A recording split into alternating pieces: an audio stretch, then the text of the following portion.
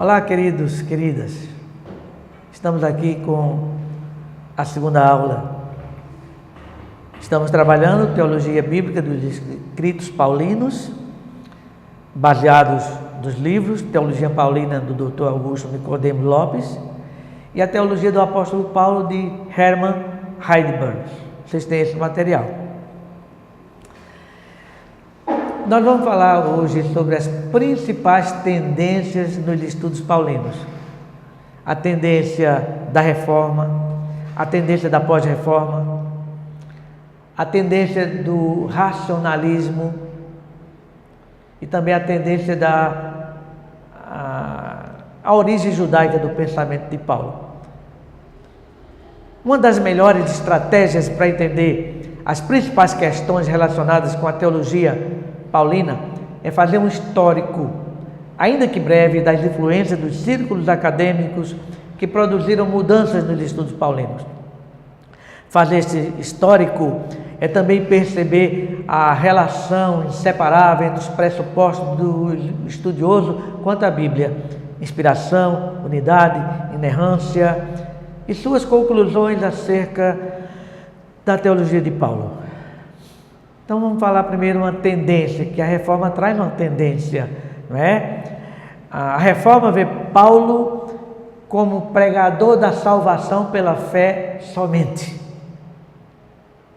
Foi especialmente Martinho Lutero quem deu um rumo definido aos estudos sobre Paulo durante a reforma protestante do século XVI. Lutero, influenciado pela doutrina católica romana, buscava a justificação pelo sacrifício pessoal.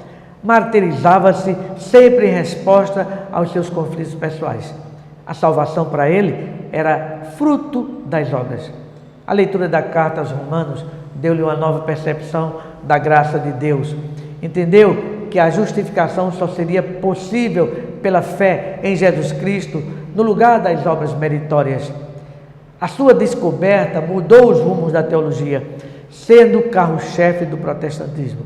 Para Lutero, o mite da carta aos Romanos era a doutrina da justificação pela fé em Jesus Cristo.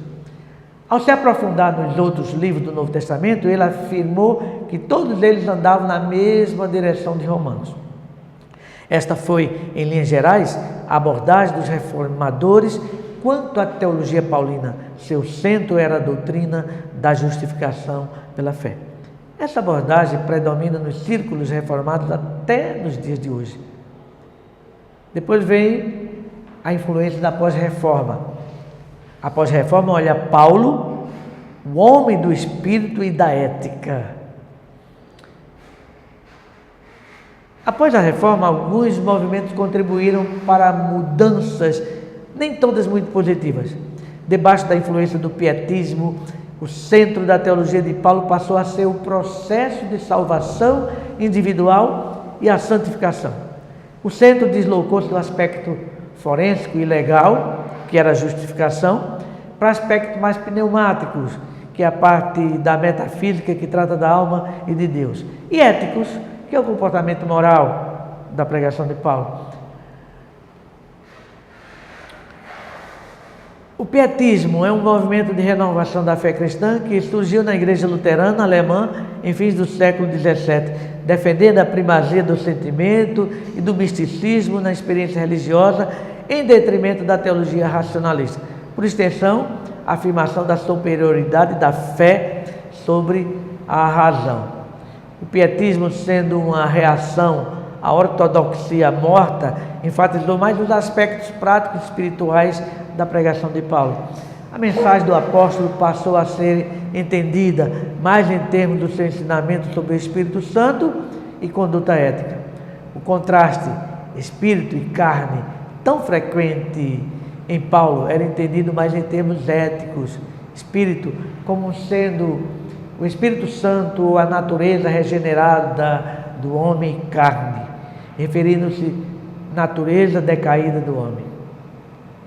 Aí veio o racionalismo, que é resultado do iluminismo.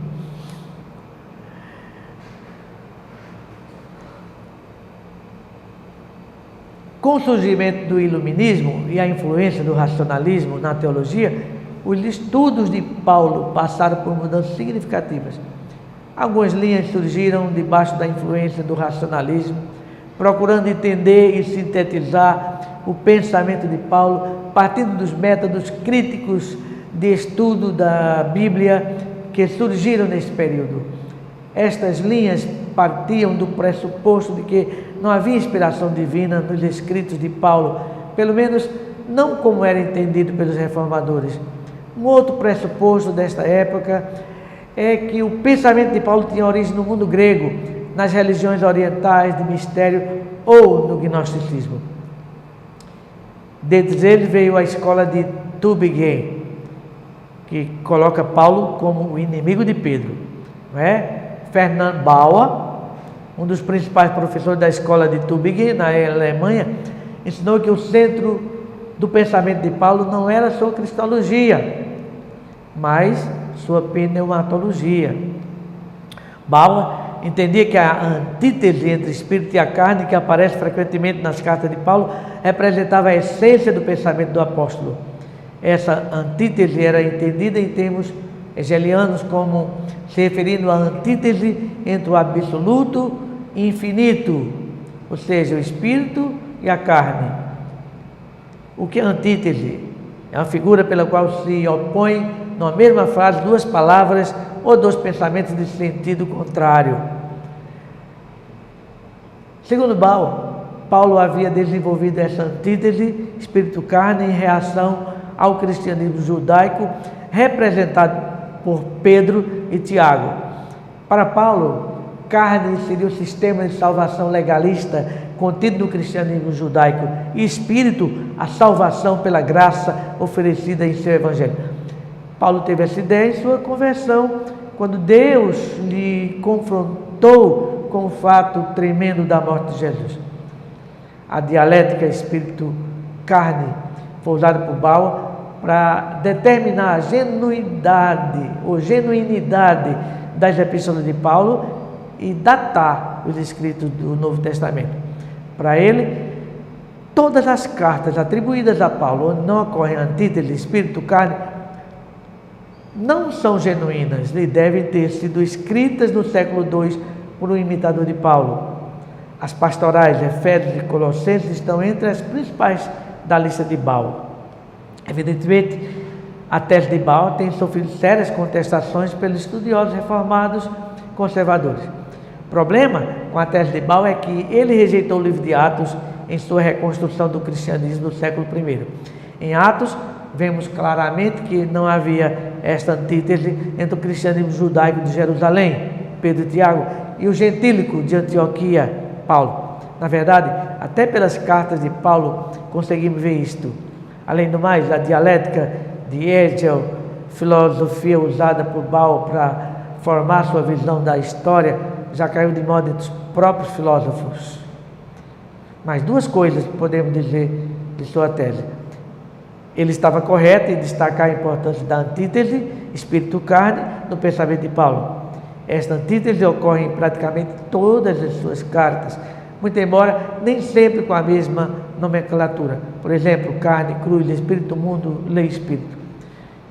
Infelizmente, ele conseguiu estabelecer firmemente nos círculos acadêmicos modernos a ideia de que Paulo desenvolveu sua teologia em separado de Jesus e dos demais apóstolos. Aí vem depois a interpretação liberal. E aí a interpretação liberal vê Paulo como moralista influenciado pelas religiões gregas. Embora diferentes variações desta linha surgiram, elas tinham em comum a hipótese de que as ideias de Paulo tiveram origem em conceitos das filosofias e religiões da Grécia de sua época, as quais Paulo tomou e adaptou às suas crenças cristãs. Mas exatamente de onde Paulo tirou essas ideias? Podemos organizar as respostas dadas pelos liberais em três linhas principais. Paulo tirou suas ideias das religiões de mistério, que eram as religiões da Grécia. Um dos representantes desta hipótese, Heine Julius Holtzmann, defendeu que foi no caminho de Damasco, que Paulo descobriu um caminho de salvação diferente da lei, como havia aprendido no judaísmo. Essa experiência foi profundamente humilhante para ele e o levou a aprender o que significa morrer e ressurgir com Cristo. Mas a ideia de morrer e ressurgir com Cristo adquiriu forma mais exata em sua mente debaixo da influência do pensamento grego. O conceito de união com a divindade foi tomada por Paulo dos mistérios das religiões gregas de mistério. Estes mistérios eram ritos secretos praticados pelo adorador que o levaram a uma identificação cada vez maior com seu Deus. Paulo teria transferido esta ideia para o cristianismo, criando o conceito de que pela ceia os crentes se unem ao Senhor ressurreto. Esta tese foi posteriormente defendida e ampliada por Bossuet. Ele levantou a hipótese de que o Cristo pregado por Paulo era uma reinterpretação mística do Cristo escatológico da igreja palestina primitiva. Para ele, Paulo havia recalchutado o conceito e gerado a ideia do Kyrios, Senhor pneumático, sobre a influência do cristianismo helenista, que já existia antes dele, e das religiões de mistério. O outro pensamento, Paulo foi influenciado pelo mito do Redentor cósmico. E um dos principais defensores dessa ideia é George Frederick Edward William Wright. Para ele, a única maneira plausível pela qual Paulo poderia ter tomado a figura do Jesus histórico e o transformado no Cristo que ele apresenta em suas cartas é se ele já tivesse anteriormente em sua formação, em sua mente, alguns conceitos já definidos sobre um ser divino, os quais ele transferiu para Jesus histórico debaixo do impacto da ressurreição. Reed definiu também que o conceito, o conteúdo da mensagem de Paulo era que os fatos acontecidos com Cristo, encarnação, morte e ressurreição, eram redentivos, portanto, o fundamento da religião. Um outro defensor da ideia do mito do Redentor cósmico é o famoso Rudolf Karl Bultmann, teólogo alemão, que trouxe a ideia da demitologização do Novo Testamento. Para ele, a matriz da cristologia de Paulo não são as religiões gregas de mistério que adoram a divindade que morre e revive, mas o drama gnóstico, mitológico e cósmico, chamado de mistério da redenção, baseado na mitologia da antiga Pérsia. Reid acreditava que Paulo tinha conhecimento do mito do Redentor cósmico, de algumas religiões de mistério, o qual ele transferiu prontamente para Cristo. Apesar disto, Reid reconheceu que a essência do pensamento de Paulo é a doutrina de Cristo e a sua obra, ou seja, redenção em escala cósmica. O terceiro ponto é que Paulo foi influenciado pelo gnosticismo de sua época. Essa é outra ideia, não é? Isso aí, outros estudiosos que levantaram essa hipótese, partindo de alguns documentos e também de informação de pais da igreja, os estudiosos têm conseguido reconstruir as fases iniciais da filosofia religiosa, que nasceu na mesma época do cristianismo. Estas e outras fontes de informação nos revelam que durante os 2 primeiros séculos havia uma perigosa heresia que ameaçou a igreja. Sua característica central era o ensino que o espírito é totalmente bom e a matéria é totalmente má. Como consequência, a salvação consistia na fuga da alma da prisão do corpo, não através da fé em Cristo, mas de um conhecimento secreto e especial. Depois veio a chamada literatura hermética, que vem de Hermes, o mensageiro dos deuses, nome dado a uma coleção de escritos em grego e latim sobre assuntos filosóficos, teológicos e ocultismo. A hermética trata de alquimia e astrologia, e especialmente da redenção da humanidade através de conhecimento de Deus, que é uma faceta típica do gnosticismo. Sigmund Carl Jung defendeu a tese de que Paulo havia sido influenciado, especialmente por um tipo de religião que combinava o judaísmo com religiões egípcias e orientais.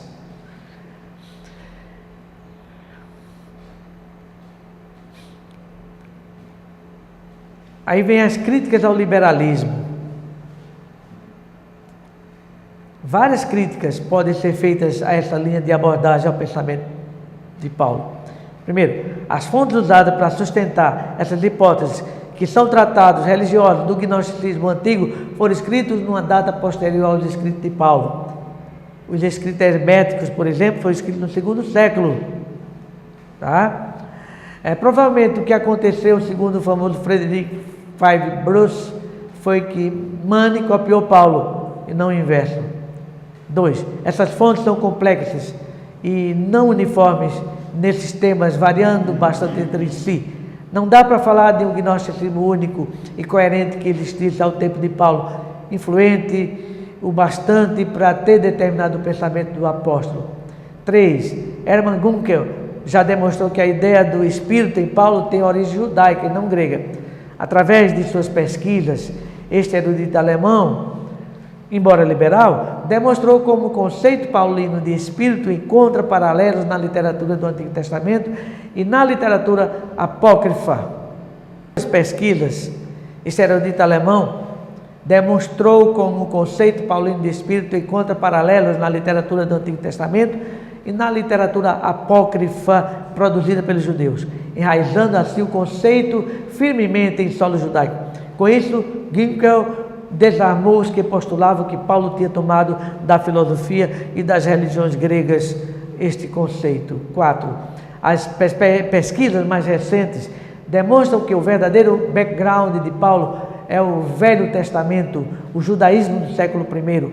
A matriz do pensamento de Paulo não está no helenismo, mas na revelação histórica de Cristo, na plenitude dos tempos, o cumprimento cristocêntrico das promessas feitas a Israel. Vamos ver agora a interpretação escatológica.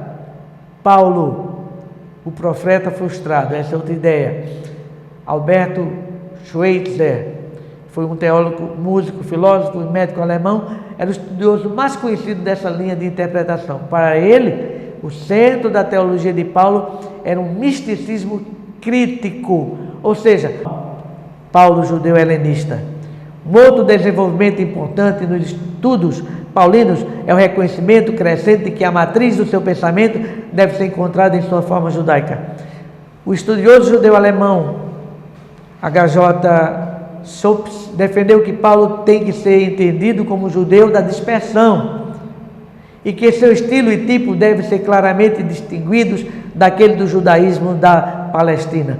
Entretanto, Schoeps está assumindo que o judaísmo da dispersão e aquele da Palestina são dois mundos distintos e estanques, sem comunicação entre si, o que não pode ser aprovado ou provado. É bom lembrar ainda que Schoeps postulava que Paulo apresenta uma versão distorcida do judaísmo farisaico da sua época. Outros estudiosos têm notado o conceito de personalidade corporativa do pensamento de Paulo, que tem claramente um background no Velho Testamento e que serve como base para a doutrina do em Cristo, tão característica de Paulo. Até então, como vimos, pensava-se que Paulo havia tirado esta ideia dos mistérios das religiões pagãs ou dos mitos de religiões persas ou ainda do gnosticismo. Estudiosos têm reconhecido que o ponto de partida do pensamento de Paulo é o aspecto escatológico, histórico, redentivo de sua pregação. Alberto Schweitzer, teólogo, músico, filósofo e médico alemão, conseguiu perceber isso. Charles Harold Dodd, estudioso do Novo Testamento e um influente teólogo protestante galês, mesmo parecer.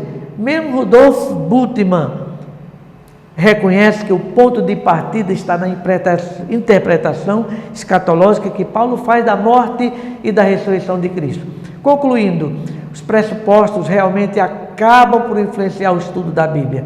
Os liberais afirmam que não existe a revelação divina infalível, mas sabemos que a matriz de Paulo é o judaísmo do primeiro século.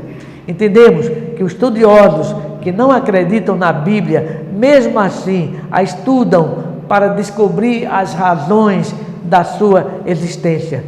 Nós estudamos a Bíblia e acreditamos que ela é um livro divino e que nos mostra a vontade de Deus para o